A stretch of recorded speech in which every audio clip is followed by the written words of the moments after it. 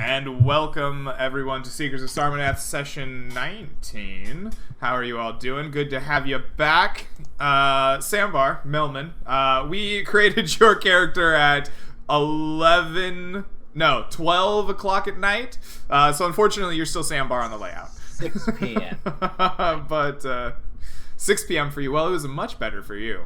I was very late at night, and after having played Final Fantasy XI, which made me very sad. I watched that. Your thick boy play was so fucking rough. You started at 11? I did, yeah. I need to hear about this. Let's wait till next week, and maybe I'll have anything positive to say. I can say I already saw at least 5 people saying it's a terrible game, and Greg should definitely not play it. Like, every time Greg was like, "How do I get this game to work?" And everybody's like, "You should not play this. This is terrible." And then Greg's like, "But I just want to try it out." I'm like, "No, don't play this game. It's a giant waste of time." He was like, "I need to be able to press every key at the different ends of the keyboard all at once, and I'm not gonna remap." And I was like, "Just remap it, fam. It just sounds Yeah. Was 11 the MMO one, or Yeah. So the problem you're running into with 11 is that it's from an earlier time. It's like the guy who's never played an MMO before going back to the days of EverQuest and being like, "What is this trash?" I have opened up Ultima Online. I have played maybe a few hours of that on a friend's account. I have watched a friend of mine play EverQuest before at like very high levels, and that's it. That is my entire MMORPG experience. And so yes, the game is old and it creaks. But I was also in a very negative disposition by the time I started, because I bought the game at 6:15 from Steam. From 6:15 to 7, I fought all the fucking like sign up. Go to this Play Online, download Play Online. Go to Square Enix, make a Square Enix account, get a Play Online account, link them. Buy, quote unquote, the character passes. Link them between the accounts because they won't talk. And by the way, there's like in the actual software, there's no step-by-step direction for this. And I had to Google how to get Final Fantasy XI linked between all my accounts so I could actually do it. So I was pissed off. And then at 7, I was like, it's working. Hit play. Screen goes black. Cannot play. Thing crashes. -1, can't go into full screen mode. Spent an hour troubleshooting that until eventually I found third-party software that windows and runs the game on one screen so you can play it. And it makes it stable. And that was how I got this $44 purchase to actually work. Whoa, $44? Yes. Oh, you should have put that on your wish list. They put that up on sale pretty regularly. I wasn't ever sure if I was ever going to actually play it. And we still might not play it very long. So a wish list implies that he actually wants to play it. That's not true either. By the time 8:20 rolled around and I could get the game stably running with OBS, I was not a happy camper. And then it's just old and creaky and it hurt my soul, and there's zero plot. Like, I have learned nothing about the world or who I am or what I'm doing. I'm just killing bees and rabbits with my fists. And is that the multiplayer that starts with you and a little Mowgli on some kind of what is it called? Like a grass plain kind of area? Is it that one? Because there was one multiplayer Final Fantasy I started like that. I played it for a solid, I think 2 hours, and I never made it through the first cutscene because it kept crashing and bugging out and was absolutely terrible. I was like, okay, I tried playing this. Goodbye. I think you're back again. Is that the original Final Fantasy 14? I don't know. It might have been. Like, it was ages ago still. But it had like the really gorgeous cutscenes, right? That you never managed to get through because the game ran terribly. Yeah, I think that was probably it then. Yeah. It was like, look nice, like, oh, this is really exciting, and then you never make it past, and you're like, well, this looks nice, but it's terrible. I played Final Fantasy Tactics, Final Fantasy 9, Final Fantasy 10, and Final Fantasy 12. And those are the only Final Fantasy games I've ever played. Crystal Chronicles is the best, man. Oh, I did play that. I forgot about that one. I played Crystal Chronicles, and then I played Tactics Advance and Tactics Advance 2 on the old GBA. I got you beat. I think I played 6 minutes of Final Fantasy. Oh, actually, now that you say that, I've remembered. I did play Final Fantasy 1, 2, and I think part of 3 on the Game Boy remakes of them. 3 is supposed to be really good. I bought that at some Steam sale and I haven't started yet. But... I forgot I played the early one. Good. They're Super late in life. A coworker. Greg's played There's like no plot to any of them. Well, okay, the Final Fantasy 1 remakes are very lovingly recreated, and the like it's done for people who like love Final Fantasy, right? They're like, oh yeah, Final Fantasy 1, let's see this actually work, right? But outside of that kind of feeling, Final Fantasy 2, even like in remake form, while it's an awesome idea and like a neat way to try to innovate, is just unexecutable the way they do it, right? Like it just breaks. And Final Fantasy 3 just is a bad game. There's no fixing it. Yeah, Final Fantasy 8, Faye. How dare you? It's so good, isn't it? I love that Final game. Fantasy, and I love it.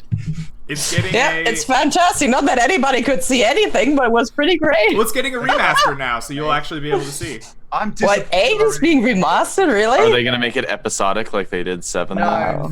No. It's getting a remaster, not a remake. Oh, okay. Yeah. Alright, so you can still steal abilities and shit for hours and days and days and hours. Yeah. Nice.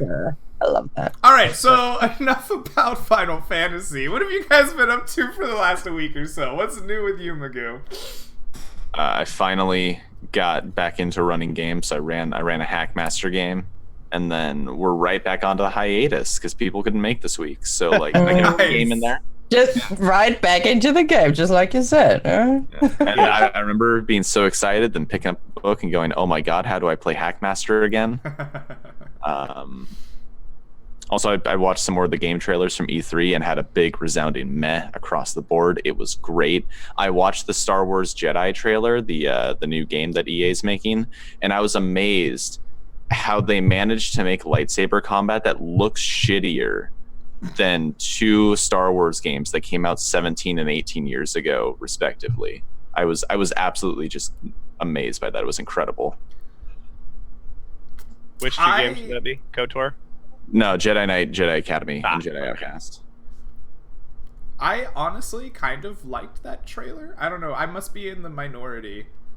I thought it was cool. They were using force powers to like solve terrain puzzles, and I like lightsabers. You saw puzzles and you were like, I'm in.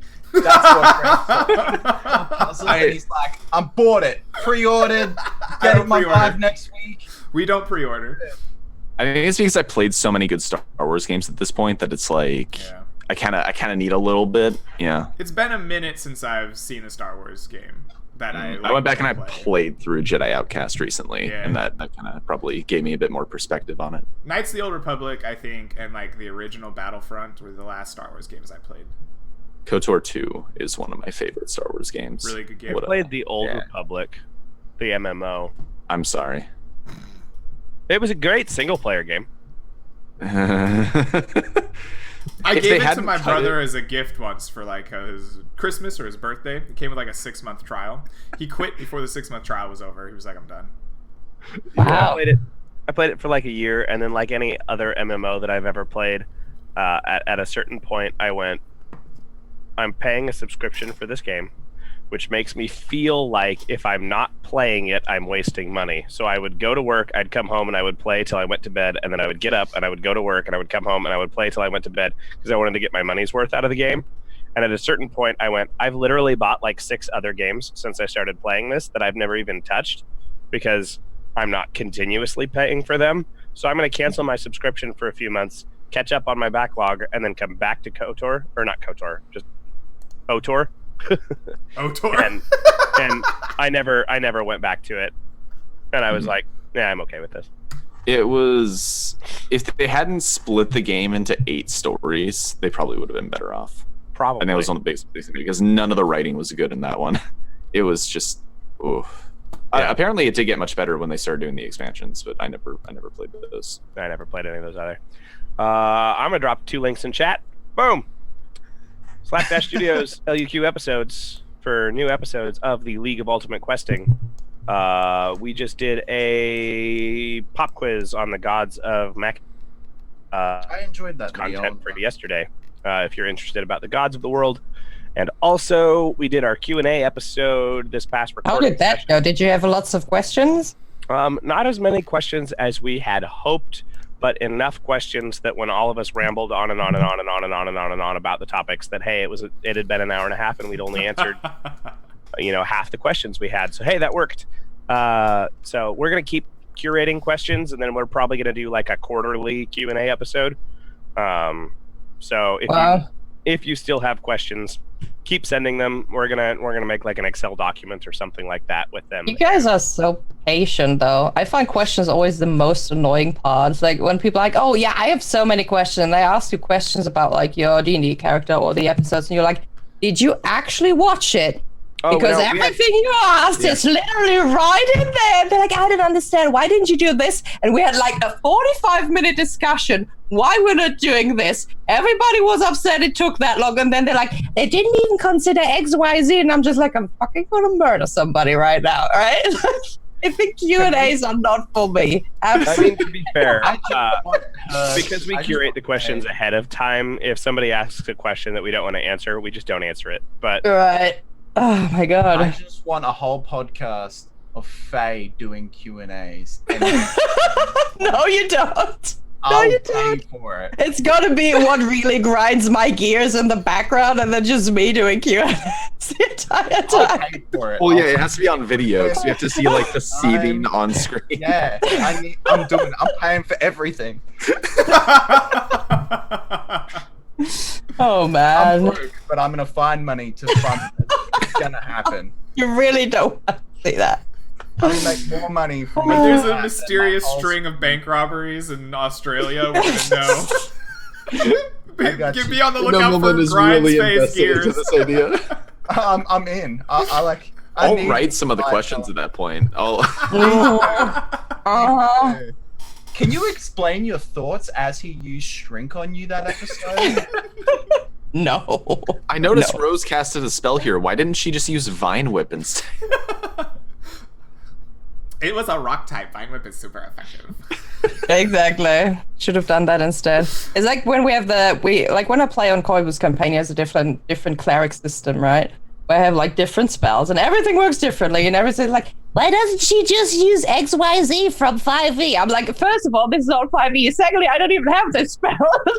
because I can't every single episode. That's what I mean. Like, oh my god. Why doesn't she just turn undead? Because I can't, Why doesn't she just do this? Because I can't. I'm just selling them more and more. I know my area that I think I can take. Genuine questions are perfectly fine, but don't just tune in and then within 10 seconds ask something that's absolutely not related. All right. I feel like this has been a very therapeutic beginning to Seekers here. Come on, I can do this all night. Is there anything else you want to add, or shall we just jump into gaming? We can just jump into game, I feel. Wait, basketball? Yeah, what about basketball, though? The Toronto Raptors won, and that's kind of exciting, but it was marred by, tragic injuries. We gotta shout out Klay Thompson being an absolute Klay Thompson, a beast. fucking warrior. Torn ACL, he comes out and shoots 2 free throws. throws. Wet him, and tried to play defense. He would have played. He would have played. He's gonna play on his torn ACL. Klay Thompson's a warrior. He's an animal. It's incredible. I just realized that's like a double pun because he's also a Golden State Warrior. But dude's tough as nails. He earned his jersey. Alrighty, so last session, the 5 of you found yourselves in combat with the Guardian of the Stone deep in the dwarven tombs of the Amber Hall. After trying to run around and hide from it and eventually try to find a lever or a button or a command word to cease it, you eventually decided, F it, we're gonna kill it anyway. And after a pitched combat, decided to destroy the Guardian of the Amber Hall, giving you free access to the final tomb of the stone. After some searching, you found some potions and some interesting extra tombs and a crown. And a large golden hammer that took up all of your thoughts and interests until eventually you decided to put it on top of the sarcophagus and leave it there to ward off potential future incursions into the tomb. After you left this room, you decided to check the very final room in the amber tombs that you had not checked before, the one with the rubble over it.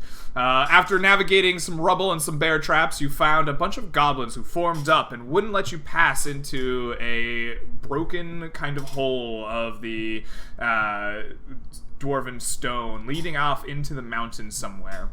After viciously killing the goblins with a bear-noceros and some well-placed arrows, you managed to make your way down into the cave itself, eventually finding a large, bubbling, green, magical pool radiating magic from the other side, and a bloated, obese goblin king, unable to move, being protected by his two friends. After dispatching the goblins and the goblin king rather quickly, the pool was purified by Tom's magic, and a magical sword came up out of the pool for you to grab.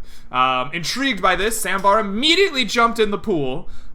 His friends decided not to aid him in any way, and his soul was torn apart and destroyed by the magics of the other side. Fortunately, though, or perhaps unfortunately, the soul inside of Janlar's spellbook knew what to do. After some pitched battle and some hijinks, Sambar's soul was permanently etched into the mace that Tom had usually worn by his side, creating a sentient magic weapon number 2 for the party. But not before pitched combat had racked the party and the loss of one of their friends. By the time it was over, the book had been burned, the soul inside banished, and a very, very forgetful Janlar joined the party on the way out of the Amber Hall. You find yourselves outside of the tomb, outside of the Dwarven Hall. You have stepped out of the cave where you fought the elements and found the shaft down. No. No? So I'm gonna take you all on a tour here, but I've got a you were like you were so confident that no, you were like, no, it's not where we are. Yeah. You find yourselves outside the cave, breathing in the fresh night air, the first stars of the evening beginning to splay across the sky. And that is where we start today's session with 4 of you. What do you all do now that you've made it out of this dwarven tomb? I was gonna quote when you were like, Sambar soul's in a thing. I'm like, stop touching me!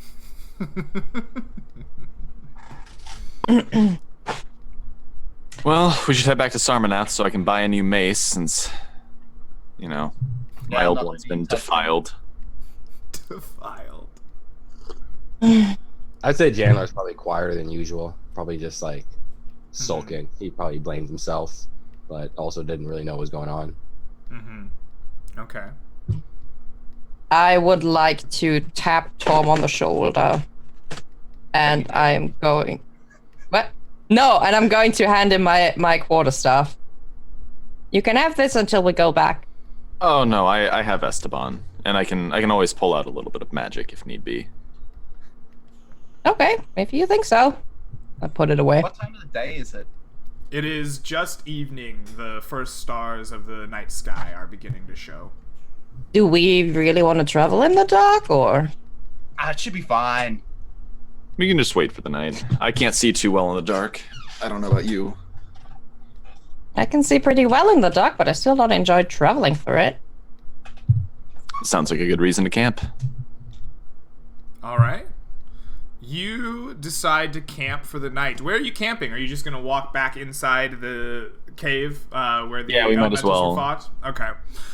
You staying away from the large fungal growths that put spores and fumes into the air that are quite dangerous to you. You find a nice little tucked away entrance. We head to right where the mine shaft is and play the game of who rolls over in their sleep and falls to their death. Sleep right next to the dwarven mine. You happily put your heads to rest and sleep through the evening. Anyone? Nah, it doesn't matter. Your evening passes uneventfully, and you wake up the next morning with a long rest under your belts, feeling refreshed physically, if maybe not emotionally or mentally, from the events of the previous days. When we wake up, Gorik is going to cast a spell. What do you cast? I'm casting the Sending spell. The Sending spell, okay. To contact whatever High Priest of Ungral sort of dispatched him on his journey. Okay. And Sending allows me to send a short message of 25 words or less to a creature with which I am familiar. The creature hears the message in its mind, recognizes me as the sender if it knows me, and can answer in a like manner immediately. I can send it across any distance and even to other planes of existence, but if the target is on a different plane than me, there's a 5% chance it doesn't arrive. If the target's on a different plane than me, something's gone horribly wrong, because I don't know why the High Priest would not be on the material plane. Right. But on vacation. Yeah. I will send him a message that says thus: discovered an entrance to the Amber Hall and recovered their Book of the Dead. Goblins infested the hall, most dead now. Meet me in Sarmanath. And that's 25. All right. And then he can reply also 25 or less words. Right. After a few moments have passed early in the morning, Gorik, you get a reply from the Deep Hall, and it simply says, "I will come."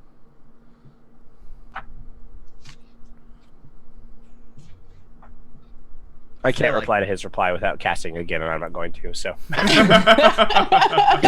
Thank you. Excited to see third level spell to send back. Yeah. XO. Bye. Third level spell to just send back K. Okay.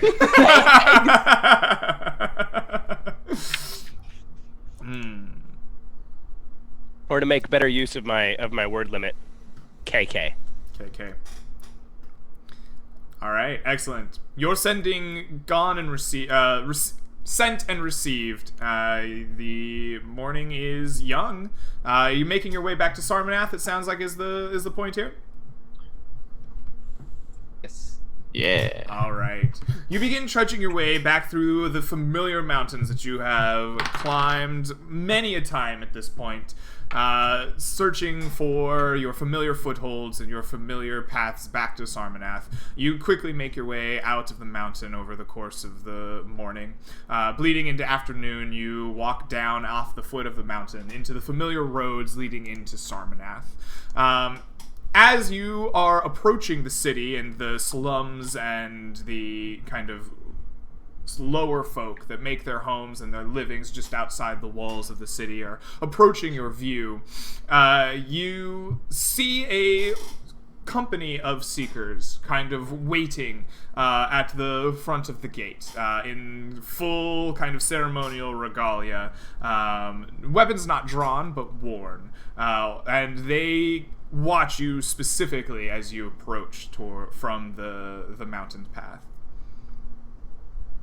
Do they start to applaud when we get close? No. They look very stern and solemn. Are we in trouble? I feel like we're in trouble. I don't know what we'd be in trouble for. I don't know. Maybe you should go first. I gently push Tom to the front. You're a good friend. Don't believe wholesale destruction of dwarven history via rift magic is something the Seekers would necessarily punish. And we didn't really destroy any of the tomb with rift magic. The rift magic was... No, but most of the artifacts we recovered were on Sambar's person when he jumped into the pool. Oh, that's perfect. That's perfect. Luckily, I should have just taken his money when he offered it to me after all. Luckily, I was still carrying the Book of the Dead. Hey, everything else. After some moments of standing and trying to figure out what to do, Rose attempting to push Tom forward. Yeah, I'll go ahead. I say, okay. Greetings. You are met by one of the seekers, a kind of large dwarven man, the big thick beard that is curled around a single braid that seems to kind of grow outward as it grows. He is decked out with a lot of symbology on him. All of it seems to be from very different places and times, some of it recognizably dwarvish, elvish, primordial. It seems that he has adorned himself with whatever spoils of his seekers that he has had. As you approach, he says, greetings. It seems that you lot are more trouble than we expected. We kept eyes on this one. He kind of points over towards Janmar. Says, when you teleport in like this, bypassing our defenses, and have strange otherworldly gear on you, we want to keep track.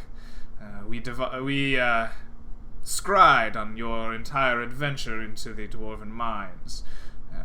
It seems that more trouble was brewed than we first expected.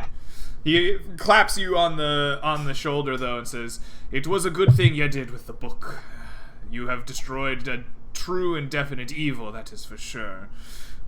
Although what knowledge may have been lost from it is uncertain." Perhaps some knowledge is meant to be lost. Perhaps. Well, but we do come to a bit of a problem here. If we are to allow your group that has passed beyond our realm into the other, back into Sarmanath, we want one with you to keep eyes on you. We cannot afford to spend our resources scrying on you full time. Would I not qualify as someone who never passed from this realm? No, you have had no contact with the other realm, and the great priest of Feyama seems to have taken a liking to you. Spoke on your behalf to the council. But the other three are definitely persons of interest we want our eyes kept on. He kind of nods over to kind of stronger than average looking half-elf, grown a good probably 6 inches taller than you've seen most half-elves, tending more towards his humanist traits than his elven ones. He says, "This one here, been a seeker since he was an adolescent, 2nd generation, highly respected, highly successful. You could accept him into your party as our eyes and ears. Make sure he keeps the rest of you out of trouble." Well, if you were scrying, you do know that we have an opening at the moment. Well, that you do. And if he's a seeker, maybe he won't go jumping into strange rift magic. That would be quite out of character for him. He kind of nods and asks for this half-elf to kind of step forward and introduce himself. He says, "Your choice. Otherwise, though, the other 3 are going to have to leave here now." I kind of take a step back toward the party and say, "So, what do you think? Banished from Sarmanath or taking the half-elf?" Wait, they can just throw us out of the city? If they have the capability to scry on us continuously for 72 hours, they can do anything they fucking want. Gorek says, that's 432 castings of a 5th level spell. I'm pretty sure that it is considered quite rude to spy on people. You would need I'm leafing through my booklet. I'm sure it's said here somewhere. I can't find the page right now, but I'm pretty sure it's not okay. We can discuss the etiquette later, Rose. Gork, I assume they have a scrying pool of some sorts. I assume they don't have to cast a spell every time. Probably still takes multiple wizards to watch over us for that time, but... While yous are like deliberating, the half-elf's gonna move forward and like just kind of like impose the personal space of the party that always seems to step away. Hey!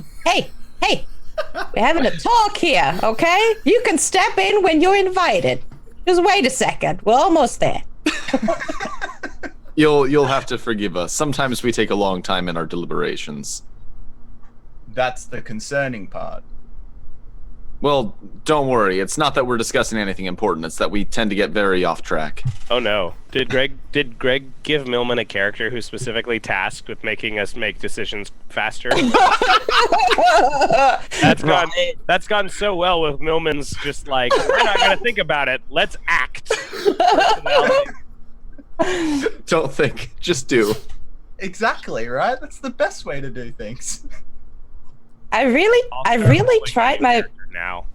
I really tried my very best. I don't see why I'm in trouble now. It's not you so dwarf much. kind Think of more looks the at you and troublemakers. He nods. He says, "It is not so much that you are personally in trouble, young miss. It is that you represent a threat to the Seekers here that we need to keep our eyes on at all times if we are to allow you access to our secrets and our treasures. The contact you've made with this soul in a book and the other side has granted powers beyond our understanding, ones that fooled even a dragon of Sarmanath. We wish to have eyes and ears on you. This man is quite trusted. We are sure that with his presence you will be on the right track." Well, I guess that is okay, but I will let you know that I still feel slightly hurt. I'm sure you will Good outgrow talk. those feelings. Is that a pun related to me because I'm a tree person? He smiles a little bit. I'll look over at Tom and look at his facial reaction. Tom like does the whole sort of like I quit rolling a character. like And no, you I'll can't just keep mumble that like, 18 if you do he bites die. it. You can see him like clearly biting his face to avoid just like immediately. I'm keeping those stats for my backup character. No, you can't beat me on dead characters. It's not fair. Oh wow! Holy shit! That? Wait, what? When did Gorik die? He I didn't didn't- die, he's I- just being... Did Gorik just suddenly? Well, he is old. Did he just expire? No, I joked that if Greg's tasked Millman with making decisions for us faster, Might as well. we're all dead. I'll just roll my new character now. So I rolled my stats. Fuck you, you got better stats than me. That 18 though, that's pretty sweet. Yeah, you've got something good in reserve now. Anyways, exactly. I'll wave at the new guy in our cell. If you would like to step into the circle and introduce yourself to the group, you are now welcome. Wow, Rose is so sassy today. She is pissed off, okay? Like Rose has actually left a lot behind to become a seeker, right? Like she's very much the odd one out. She's left her home, like, and all her people behind to become this, and now she's here, and she's being embarrassed, and she's in trouble, and she doesn't quite understand why and how, because she feels like she did everything right and everything she could, right? She's kind of upset right now. She just lost her friend. She's in trouble at her job. Things are not going great, you know? It's like, she's a stressed out Spriggan right now. It's very, very true. And then people are also making fun of her, or she thinks she's not quite sure. She's trying to figure out, gives her a goddamn headache.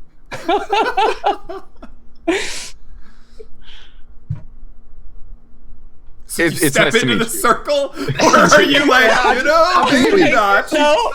It's like, do I want to step closer to that? Please, if you could step into the circle, and Tom will like step aside to admit you entry. I'm Melodron, by the Melodron? way. And I'm just like, yeah, You're melodramatic. What? that's the one. Is it That's not Meldarian? Darian, sorry. Okay. Rest of times, come on, man. Have you been talking to Lionstalker? No, haven't talked to much of anybody recently. Just got Are back. you a seeker as well then?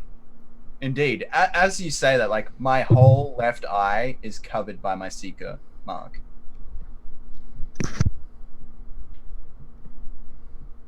Well, I guess it was kind of obvious. Where are the rest of your seeker marks? Mine's on my chest. palm of my hand. I do not remember. I'd have to look it up. You have it on your arm. I think it's on my wrist. Yeah. Okay. Here. So Gorik's probably seen at least Rose and Janlar's seeker marks then. Mm-hmm. Do all seeker marks look the same? Is it like a symbol, specific symbol?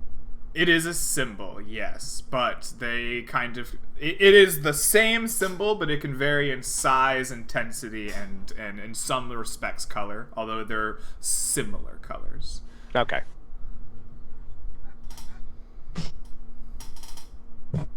So, since I'm with you, we can enter Sarmanath.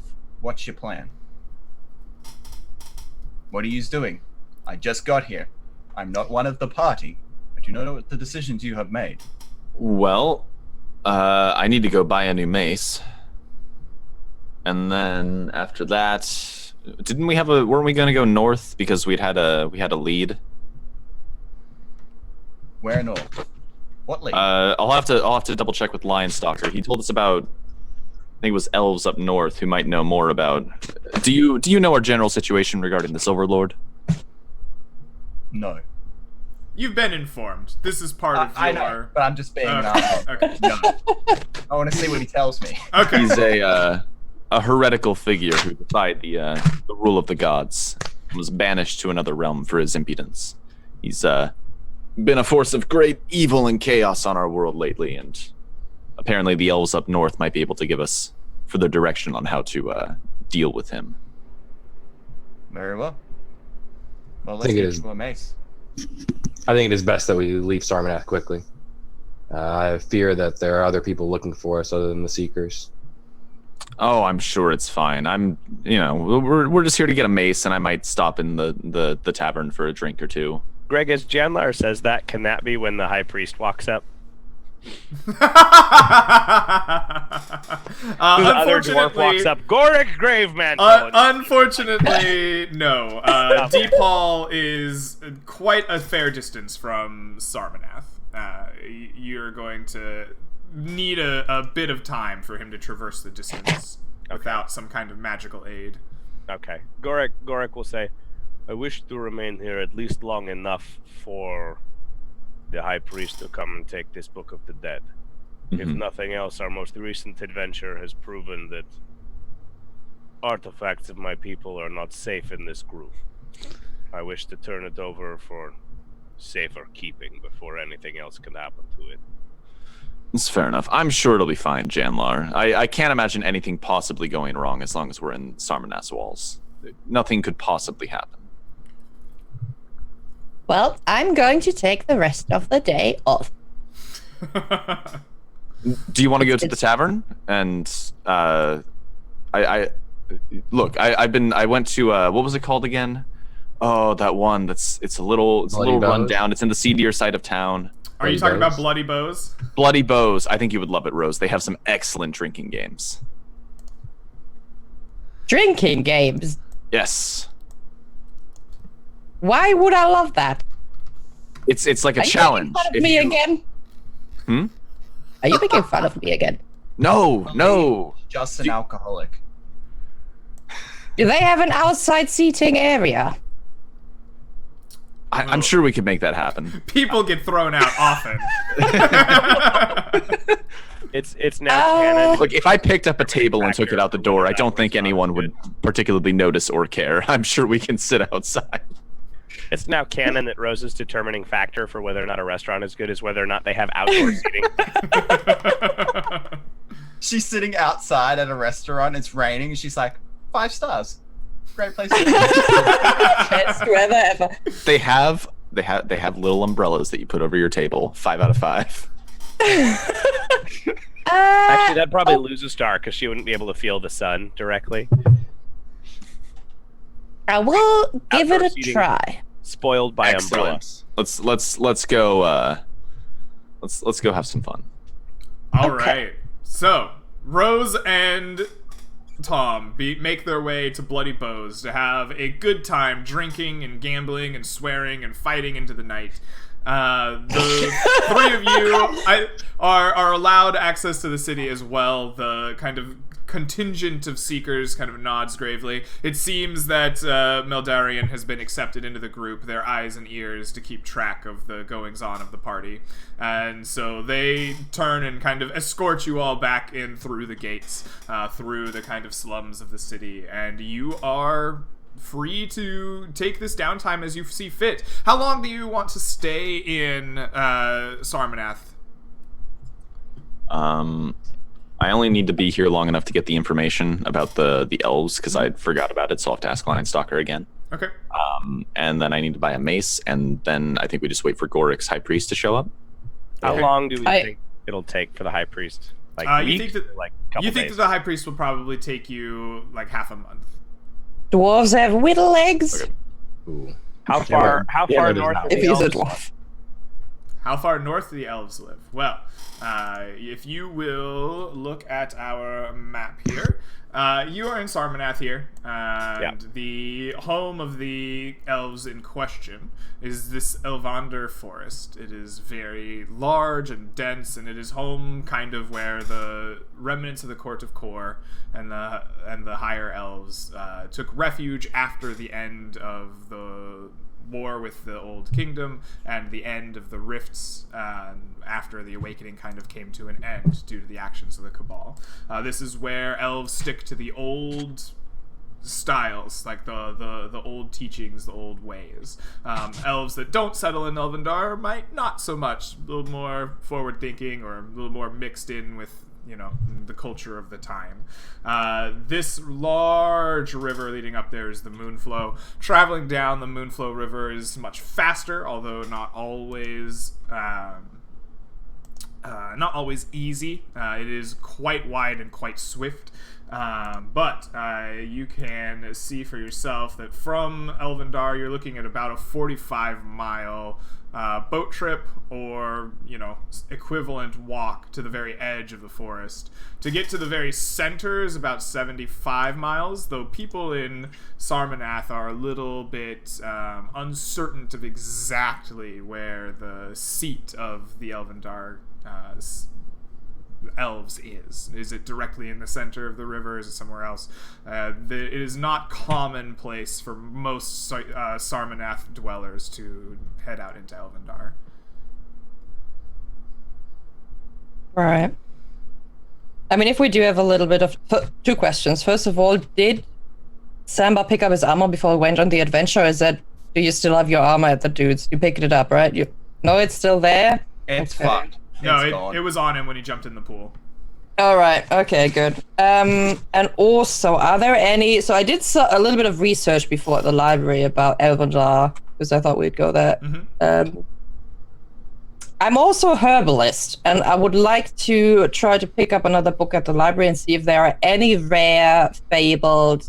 if there are any herbs that you usually can't get anywhere else, because...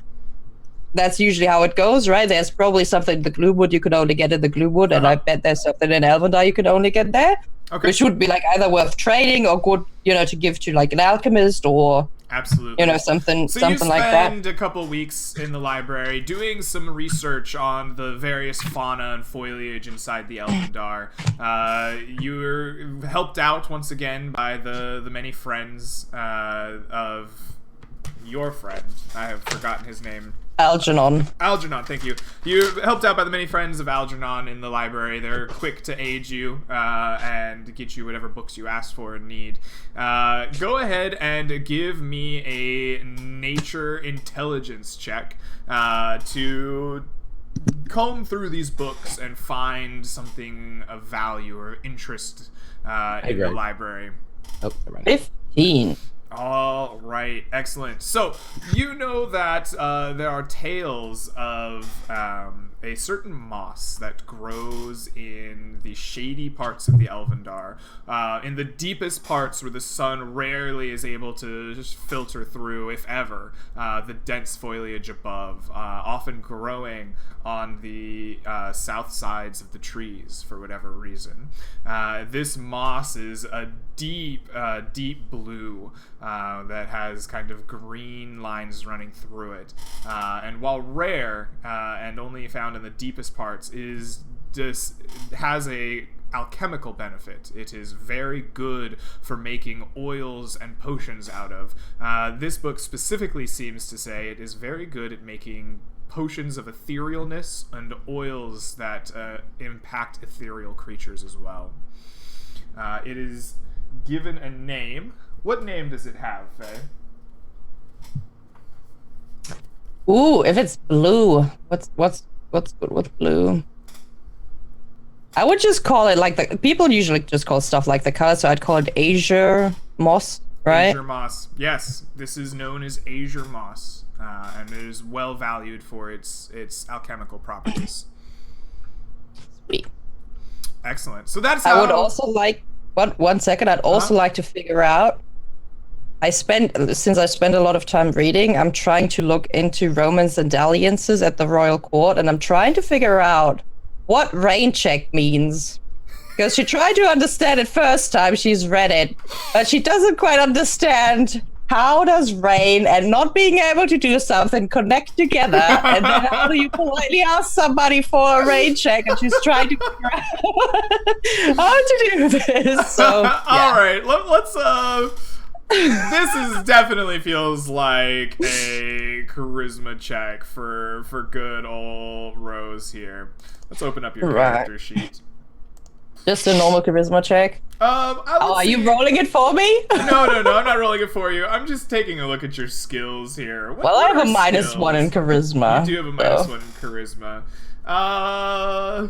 I think this is a charisma investigation check. Nice. I think you're investigating this book and trying to find the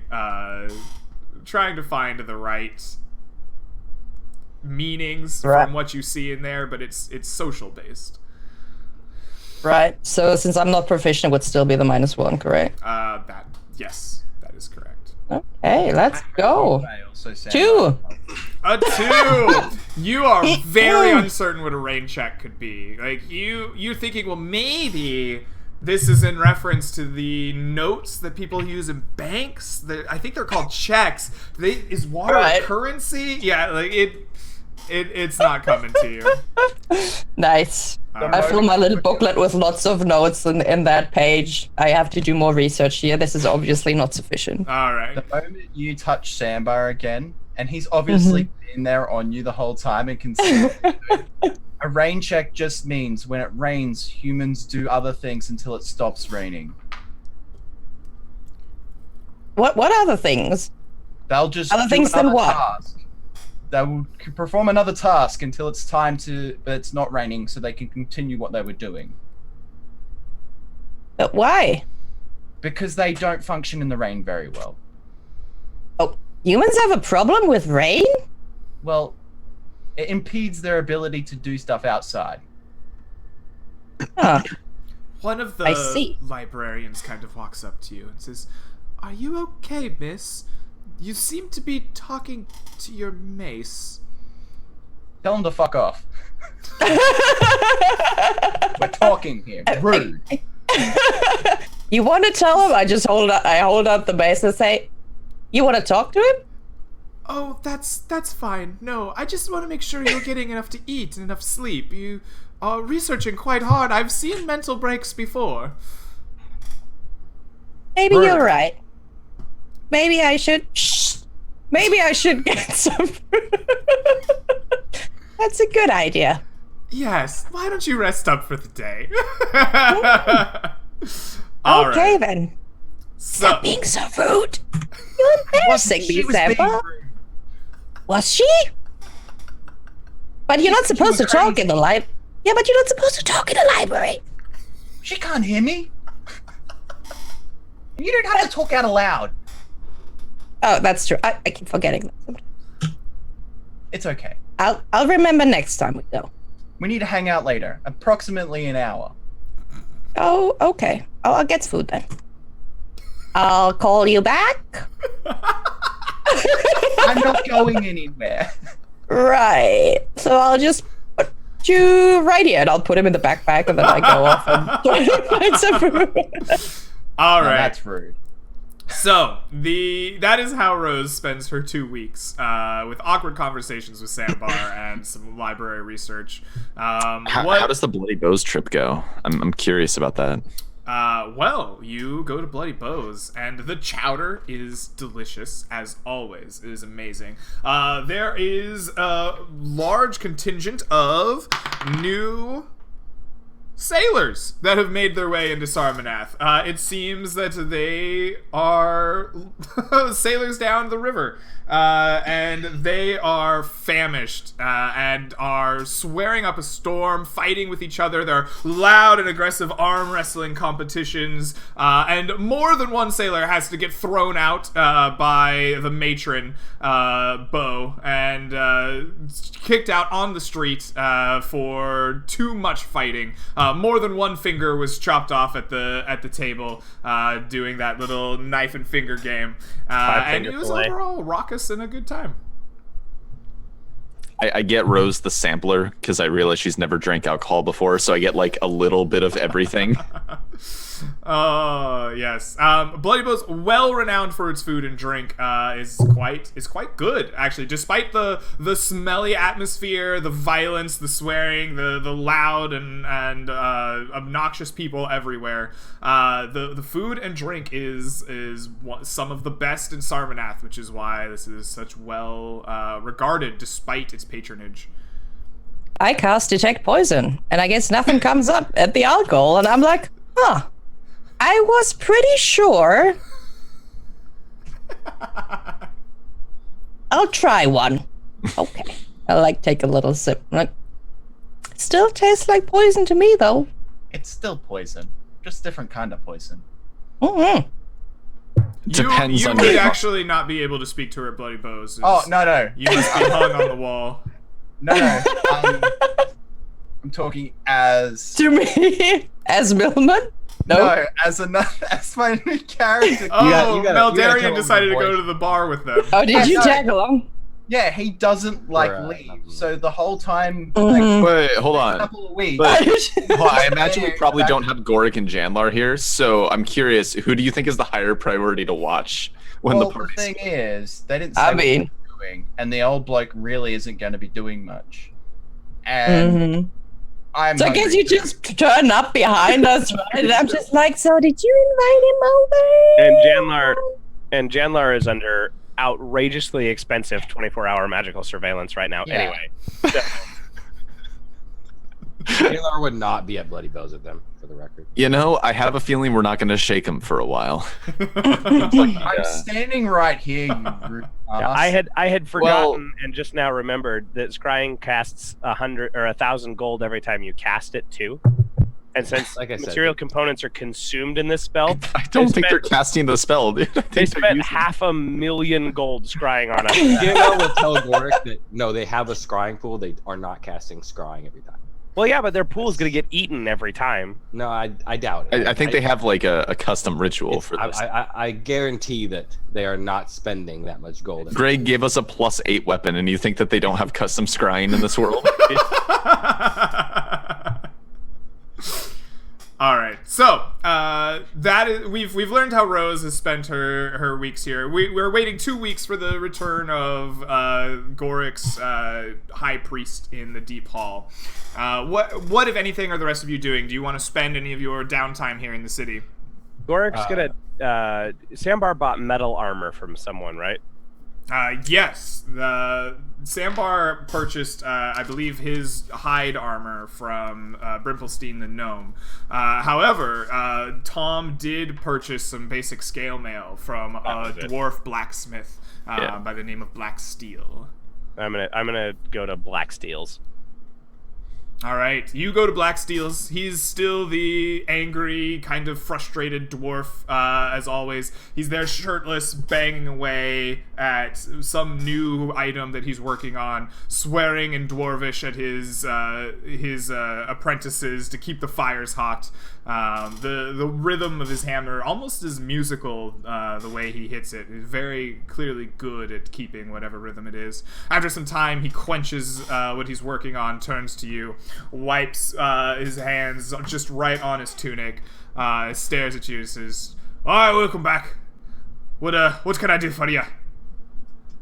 We have lost one of our party members who carried most of our weight. Ah. Unfortunate, I see. It is.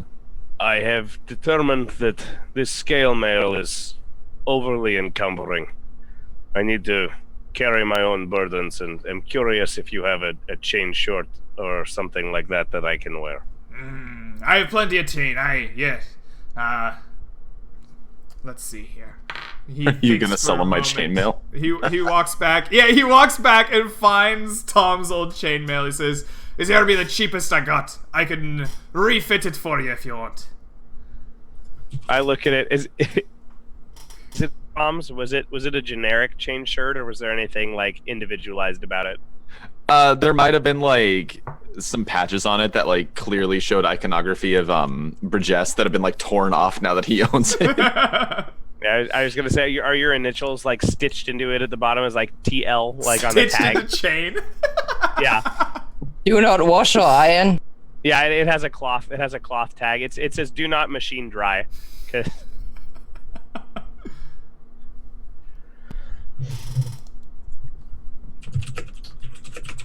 Sorry. How much is for? I look at it and I say, "This fine piece of your craftsmanship." I ain't mine. Just cheap. And he looks up the prices in his tome of standard Sarmanath pricing. Standard chainmail is 50 gold. And he says he'll sell it to you for 45. Okay. Do you have any of your own construction? I can. I have the material. It would take me a week. He looks you up and down. You're small enough. A week, I could get it done. It would cost you 60 gold. I will do this. Excellent. I will wear dwarven armor. He kind of, he whistles. I'm failing today at getting that done. Yeah. He whistles at one of his apprentices. Says, "Hey, Owen, measure him up real good. Don't make any mistakes." And then he goes back in the back and starts pulling out just like long lengths of chain that have been kind of pre-linked in these just kind of long strips. And you are measured up in the corner. He asks for payment in advance. You get your 60 gold pieces. And at the end of 2 weeks, you have some finely crafted chain armor of dwarven make from black steel. You find that it is just standard by the book chainmail, but it is quite nice. Okay. My AC goes down by 1. Yep. But it's 25 pounds lighter than scale mail is, so. He looks at you as you after you pick it up and says, "Remember, the deal's still in effect. I don't forget faces. Bring me something worth my skill to work with. I'll still sell it back to you, but I'll make you something real good. The best I've seen here in Sarmanath. I promise you that." I don't think I have anything that we've picked up in our... We still have that chest that we need to work on, right? Oh, yeah, I The guess that's chest. true. That was a pretty small box, though, wasn't it? Yeah, Probably but not he might like- be able to open it. Yeah, he might Oh. be able to. Who's carrying it? It's a good I question. thought you had it. think- Doesn't Gorik have it? I think Gorik does have it. Because I showed it to you. I thought you wanted to Sandbar take jumped it into the off pool with it. me. No. I don't No. think Sambar had it. No. Because it was pretty light, wasn't it? Because it was small. I love how everybody's is. quick to say, It's no. It's mithril in make and much lighter than you would expect for a box of Okay. that size. Oh, so it's actually pretty decently sized. It is, yeah. It's something you would hold in 2 hands. About, Mhm. Yay. But it is decently sized, but very light. Gorik will pause and he'll say, I don't know if... I don't think we should melt it down for materials, but how do you feel about puzzles? I am a fan of puzzles, but only when they make me money. I'll say I will be back later today. And I leave, and I get the chest, and I come back with the chest, and I set it down, and I say, have you ever heard of the Amber Hall? Aye, of course. Dwarven Hall up the way. I believe before my parents were thrown out, we were members there. Your parents were thrown out? Aye. I suppose it'd be great-great-great-great-grand. My kin. Aye. What were they thrown out for? No idea. We just know it. This is why we are Black Steel. It is a black mark on our name. I set the mithril chest down and I say, we found this at the hall. It seems to have no method of being opened. Do you have any ideas as a craftsman? He picks it up, and for a moment, his kind Does of he face... one hand pick it up? You pantomimed one hand. Is he that strong? He just hurt? No, he picks it up. I mean, it's light. You could probably pick it up with... It's sized for two hands, is what I mean. Okay. But it's a very light awkward box. to pick up with one hand. Yeah. You would have to find, like, the balance point, right? Like, yeah. He picks it up, starts examining the box, and for a moment, his face softens. He says, "Aye, mithril. It's been a minute since I have worked with this. This is quality craftsmanship. This is most likely the work of a iron singer." You're so impressed you've gone Irish. Aye. My accents, they fade and come and go. His voice got softer, so he went from Scottish to Irish, because everybody knows that Scots are a little more hardcore than Irishmen. My accents have sailed the seven weird. seas. No, I just would just say I don't think the Irish would agree with this, but let's. Anyway, he says, "I do not know how to open it. No, but if you were to put a key in it," he kind of points here. "This is definitely matching to something." Oh, he found the keyhole. Smart cookie. I am very observant. Yeah. The hammer that we found, the one that Millman ate in the pool, was that the Amber Lord family as well, or was that a different? That was a different family. You remember the name of that? I didn't write it down. I have that in a different notebook. Okay. Let me see if I noted that. I noted that down in my like chapter 2 notebook. Got it. I don't think I have it written down in this one. Did any of you mark it down? It was not the Amber Hall. It was specifically a smith. Wait, the black steels were buried with a large mithril hammer. That was the black steel dude. Go. Was it the Blacksteel family that the hammer belonged to? Yeah, it says the black steel, one of the black steel family was buried with a large mithril hammer. That's what my notes say. The hammer that we found wasn't made of mithril, was it? No. Okay. All right. Well, that hammer got destroyed, so I'm not going to mention it. No, we found your family's hammer, and then one of our companions dissolved it in a pool of acid. It wasn't acid. Along with himself and a bunch of other shit. It's easier to say acid than it is to explain what really happened to it. For lay craftspeople, it was acid. All right. I mean, it was definitely a pool of salt, I guess. So, that is how Gorik spends his 2 weeks. Anyone have downtime? Anyone else that have downtime they want to spend in Sarmanath? Yes, there's things I want to do. Okay. What does Janlar do during these 2 weeks in Sarmanath? So most of the time, he's gonna be either holed up in his room, or probably sticking in the library with Rose. Mm-hmm. He probably feels really bad that he shrunk her, and he's probably trying to do all of like the smaller things he can to make amends. So like, you got like a cup of water, he's just like filling it up. It's like unnecessary, like to the point of annoyance, probably. Like you're drinking and then you're already filling it up, like. And then you're like, I see you. And then I feel compelled to keep drinking because he's so nice. So we're just doing this thing. I'm just so hydrated. Yeah, I'm just like, he feels real bad. He's probably not saying like why he's doing it, but he's just like he feels bad. Okay. And then at one point, I would want to go find Scarlet. Okay. Second try right there. You go and find Scarlet. But I would make sure someone comes with me, though. Is this the love story that we're all shipping?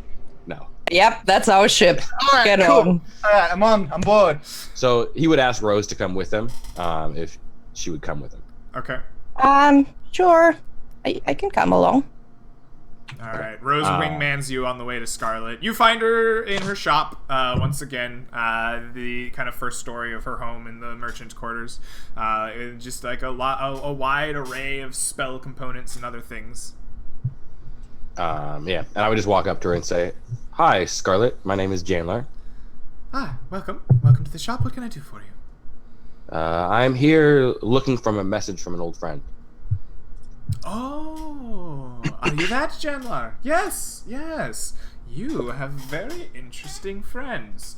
And she goes back underneath the counter, and you hear kind of a box being opened, some rummaging around. Eventually, she brings back a letter on very fine paper. The paper is pressed and made from something very expensive. It is thick, and it feels very hardy. The penmanship is flamboyant and has silver sprinkled into the ink. Or no, gold leaf sprinkled into the ink, because he is the golden throat. And it reads out to you of the tales that he has spread in the court, and how the memories of Gormak and... I'm forgetting your pixie name. Are hallowed and Emily spoken Pumpkin. of. Emily Pumpkin and Gormak are spread far and wide throughout his court. The nobles have taken such a liking to Emily Pumpkin that they have thrown the Emily Pumpkin annual ball this year. And the memories of those fallen companions will be largely cherished. And there is very little mention of Janlar or Rose or Tom, but there's much celebration of Gormak and Emily in the courts. All right. Even make it past level 1, and I'm still remembered. What a beast. Yeah, Better than any other champion. Weren't we level 2? I thought we were level 2. Level 2. I think we were level 2. Did we know that Chandler was getting those stories spread? I don't think you talked about it, right? No, Garrett told us that's what he was going to give us in exchange for Right. the art. So I just made sure that he sent us letters. On the second page of the letter is like a transcription of a song that he has sung in the honor of Emily Pumpkin. And I don't have it like written down, but it is a very... But Janlar would definitely memorize it. You could definitely memorize it, yes. It is the song of the mighty and heroic Emily Pumpkin, who fought off a horde of orcs on her own despite her size, and the mastermind intelligence of Gormak the Minotaur, who had the tremendous plan that stole back the magic flute or magic harp. Perfect. Right. Remember, ask when she finishes. All right, you want to have dinner. See what her dinner plans are. All right, we got this. This is not happening. Janlar is not interested in this. Nobody said you're having a say in this, okay? Anyway, so How do you think shipping works, Dan? The mace. Janlar, I would thank her for holding on to this message for me, and ask how long have you had this message? Oh, a bit of time. She kind of crinkles her nose and looks back up at the ceiling to think.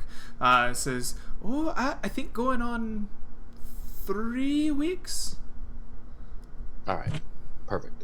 We should be expecting another one here in a week. Oh, very interesting friends you have. I'll hand her a gold piece as I say that. I gently kind of touched smiles and pockets it. Sorry, what was up, Rose? I gently touched the letter. I guess he would have written flamboyantly enough to attract my attention, right? Yeah, I would give it. While you're hiding it, while you're like, okay, I'll look at it and I'll gently touch the paper and I'll be, visibly touched because, it's hard losing people. And Emily Pumpkin always felt kind of close to me since we were both kind of Fey related. And I look at Scarlet and I say, he doesn't only have interesting friends, he's pretty interesting himself. Oh, is he now? He's the subject of $500,000 gold worth of surveillance by the Seekers. I'm not gonna say that, but I'm gonna say. I looked at Rose. I said, Chandler just casts silence on She Rose. looks at the two of you. Jayla's getting pretty close. Like, She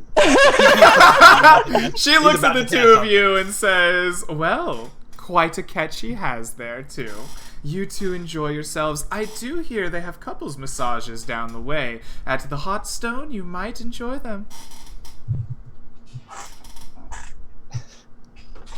Chandler will just ignore this line of conversation. Straight ahead down the path that he was on.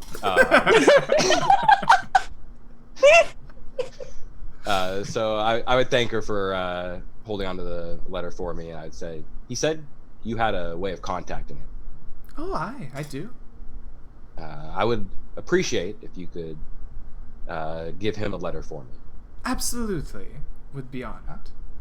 And then I would, I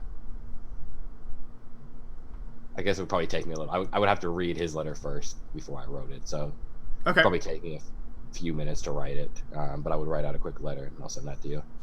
As you're writing the letter, she kind of leans over the counter and puts her hand on her cheek and looks at Rose. So how did you two meet?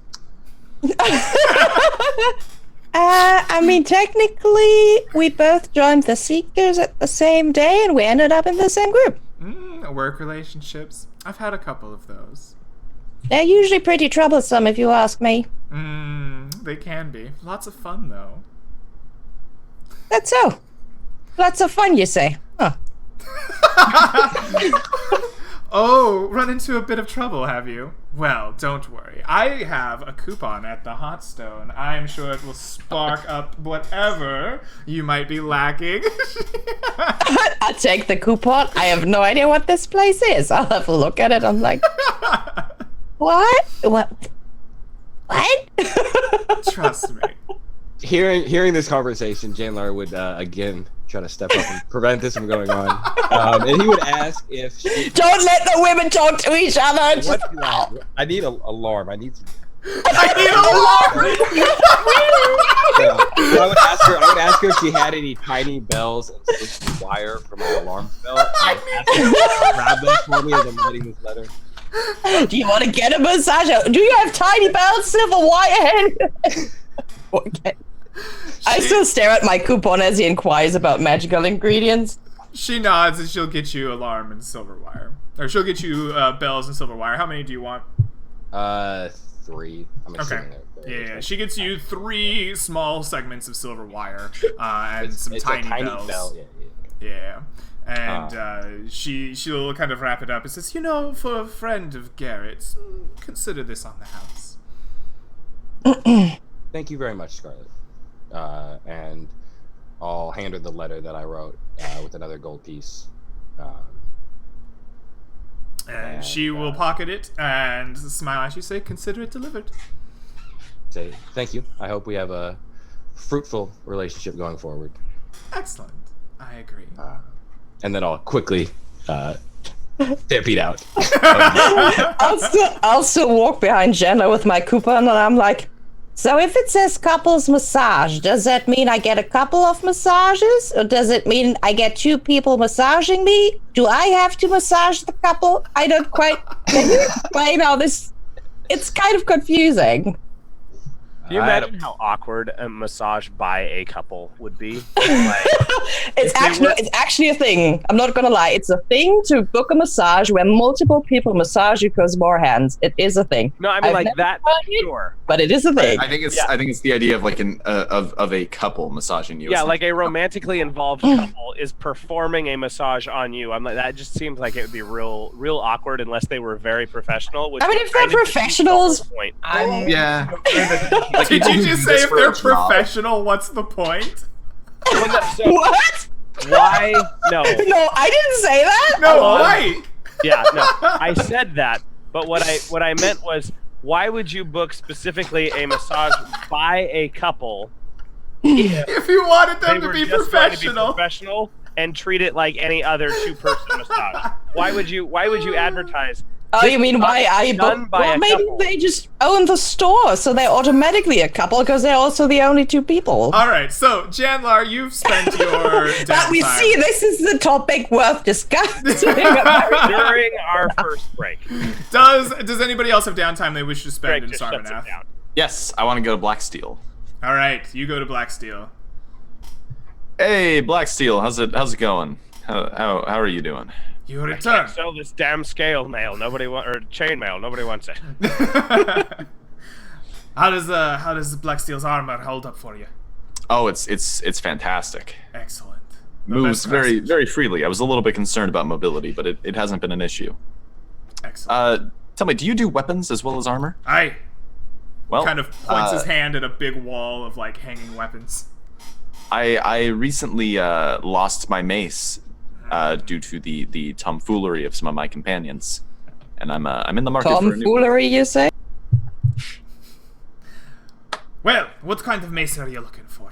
I have ones with spikes that they do quite well at puncturing armor. I have ones that are quite heavy, require two hands to wield, even for the larger races among us. I have ones that are meant to be held in one hand and are angled slightly to be used over the shield in front of yourself. I also can custom make most things. I was gonna ask about a custom make, so I'm looking for one-handed. I do use a shield. Aye.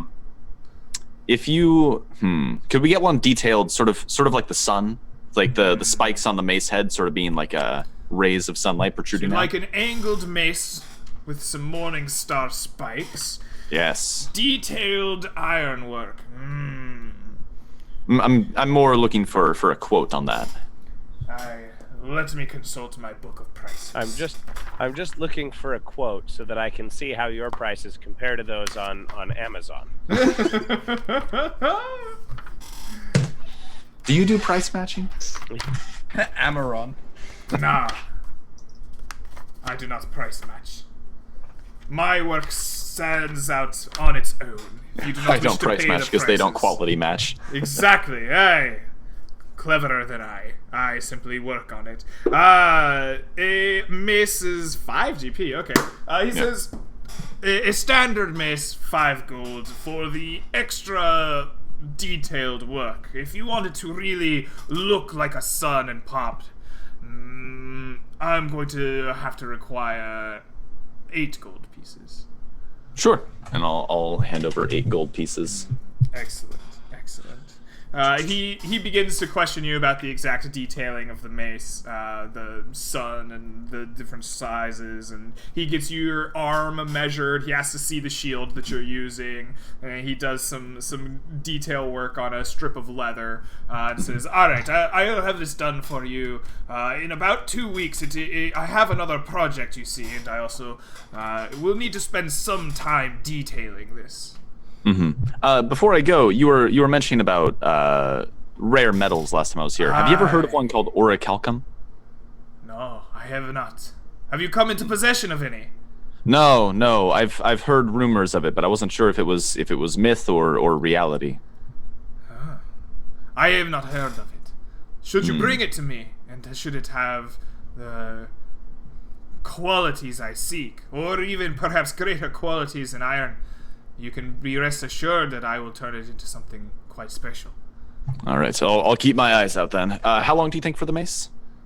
About 2 weeks. 2 weeks. Okay. Janlar might throw a fit, but he'll have to live with it. If after like a week, Janlar would have probably just like holed up in his room. Yeah, he's like really not happy about being here. Yes, dealing with your newly forgetfulness and trying to sort yourself out, probably. Yeah. Okay, very good. So, is that downtime spent, everyone? Yeah. Oh, at there's some one. point. There's Oh. yeah. You go ahead. Go first. Oh, No, okay. you start. At some point, I track down Rose and say, "Rose, I owe you 60 gold pieces, right?" You do? You lent me some, and I intend to pay back on that debt. I mean, What the fuck? I just opened. With Tom, did you lose your character sheet? Is that what's going on right now? I just opened my hands. I'm like, I can only do a small amount right now. But why don't you give me all back when you like at just once? when you have it? Sure. I figured maybe you needed money for things, and I'd do it in smaller payments. But if you'd rather I just do it all at once, that's fine. What would I need money for?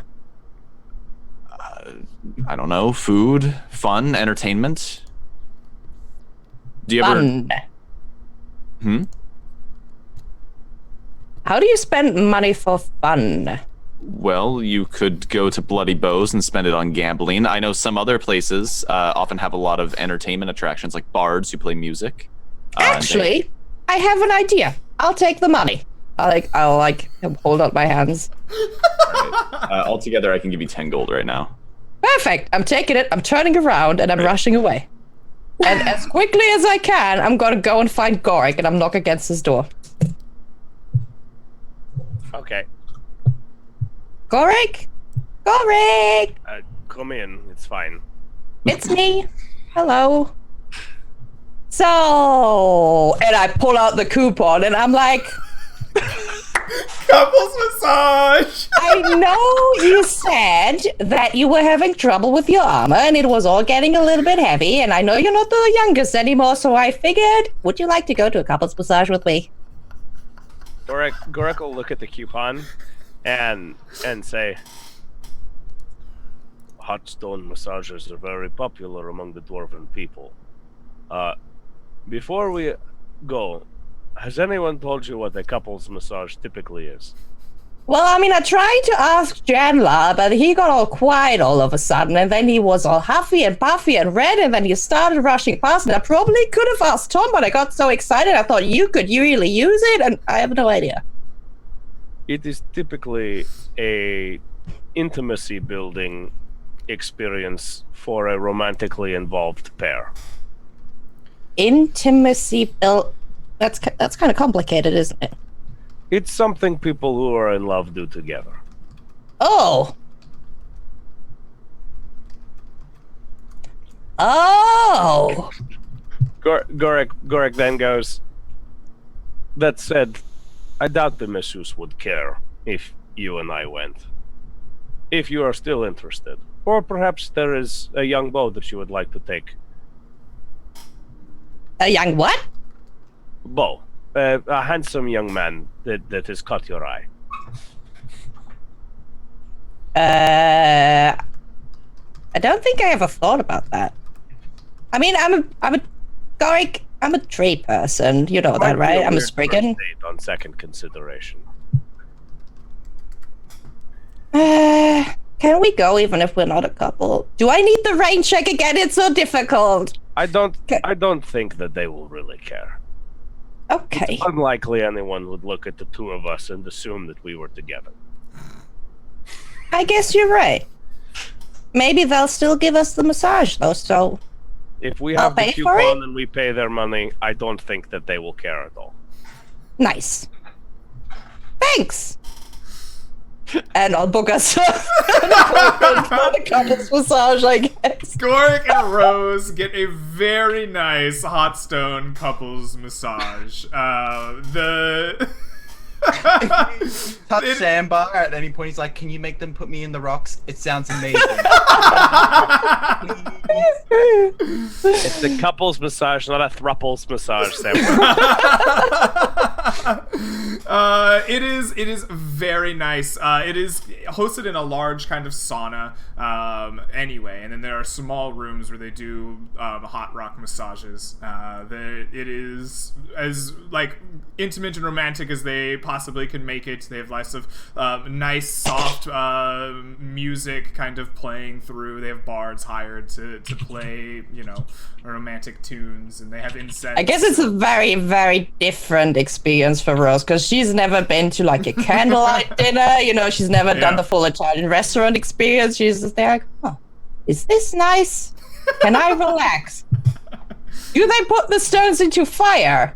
It's like, should I be worried? You know, just like a thousand things going on.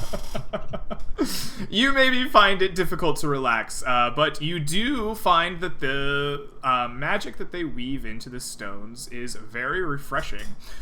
For the next week, after the couple's massage, you have an additional temporary 10 HP.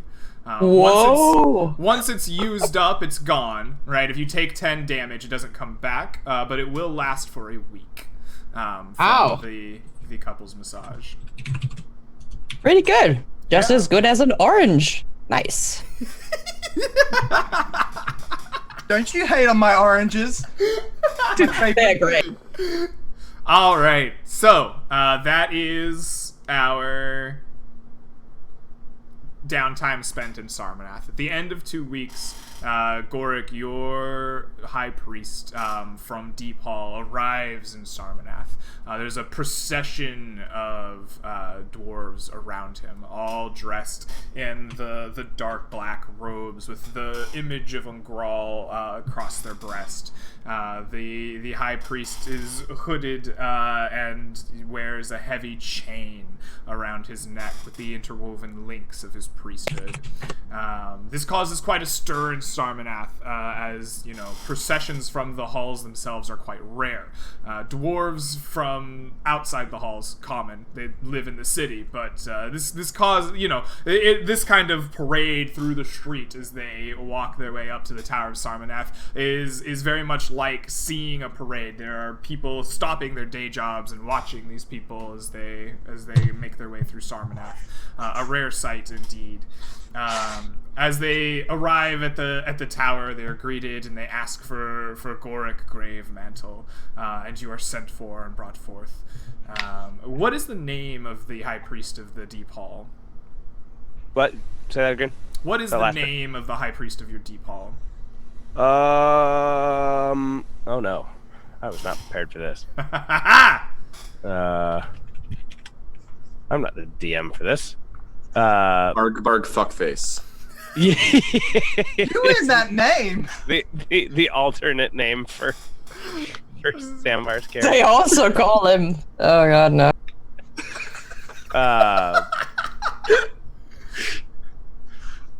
I kind of need to know what filthy thing you came up with during the break. I know. I'll wait for the break, though. Let's go with well, he'd probably have a title. So high lore master Anatoly. You're gonna make me remember a bitchin' name. Okay. High lore master Anatoly Hallkeeper. High lore master Anatoly Lorekeeper. No, I did. Lore master Anatoly Hallkeeper. Hallkeeper. Hallkeeper. Okay. So you are summoned and brought before High Lore Master Anatoly Hallkeeper, and in the Tower of Sarmanath, you arrive, and he kind of nods towards you and says, "Second life, you have called. You found a book of the dead." Yes, we traveled to.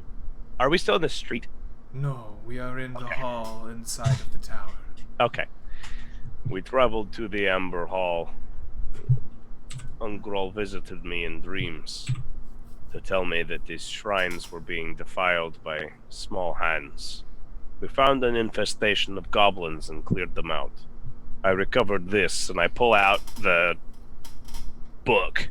He unwraps your kind of cloth blanket. Covering, your blanket. Yeah, I wrapped over my it. blanket around it. And he looks in, and you see a small smile kind of crease his lips, and he says, "Second life, you have done great service to Ungral."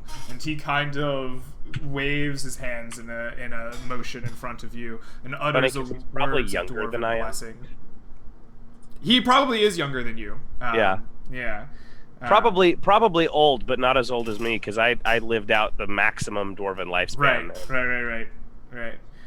He gives you he makes a sign and gives you a blessing of Ungral, and he wraps the book back up in your blanket and delicately hands it to one of the acolytes around him, who quickly puts it securely in a traveling bag, and he says, out of character, I guess I'm buying a new blanket then.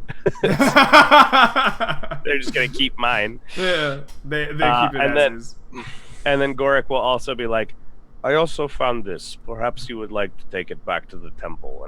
And I take out the amber statuette of Ungral that I found, the carved likeness. It is made of the crystal the amber hold was named after. I do not think bearing this reliquary with me is the safest course of action for it.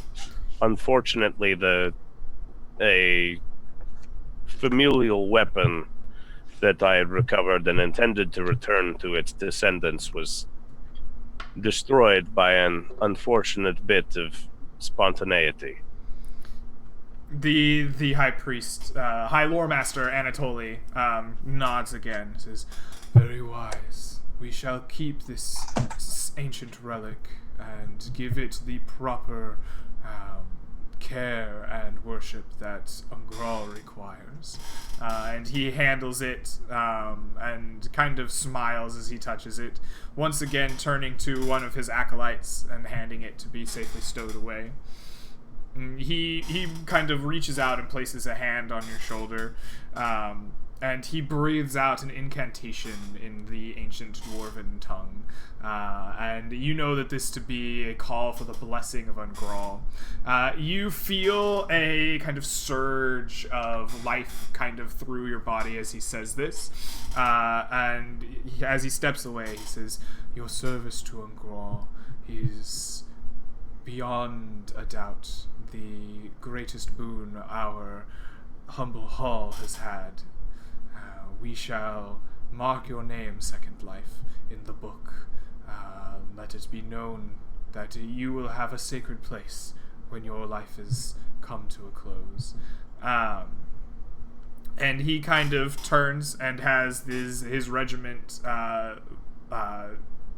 just begin preparing to leave. He says, "I wish to spend as little time outside the hollowed ceilings of our fathers as possible. I shall be returning if there is naught else on this day." Simply to know, has Ungral spoken to you? Do you yet know why I live again? He shakes his head. "Nothing on this matter has been bequeathed to me." Then I shall continue following what I believe to be my calling.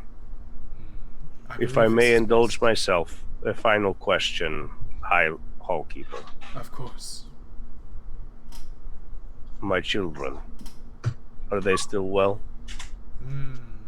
Your eldest reaches an age where death comes often, but still lives, though no longer works. Your youngest still is quite strong, still a great boon, I have heard, to the craftsmen. Your grandchildren are well and healthy, though I have heard rumblings that one may wish to leave the hall. It is natural for the young to wish to wander. Thank you. And please continue. Do not tell them of this. It is well for them to think that I have died naturally, as they continue to believe. Your wish shall be granted, Second Life. And they prepare a little bit. One of the dragons of Sarmanath, not Brand, as you are aware that he often is kind of the head of the Seekers, so maybe a bit surprised.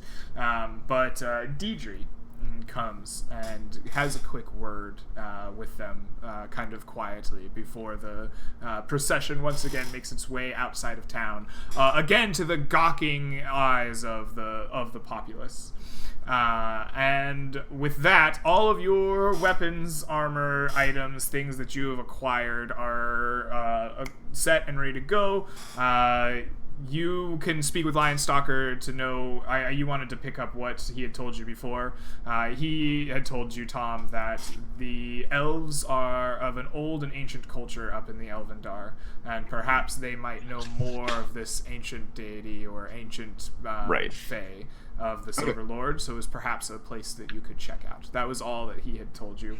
And with that, I'm going to go ahead and have our first break here. When we come back on the other side, we'll find out what our seekers are up to as they leave Sarmanath and where they'll be going next. We'll see you all in about 5 minutes.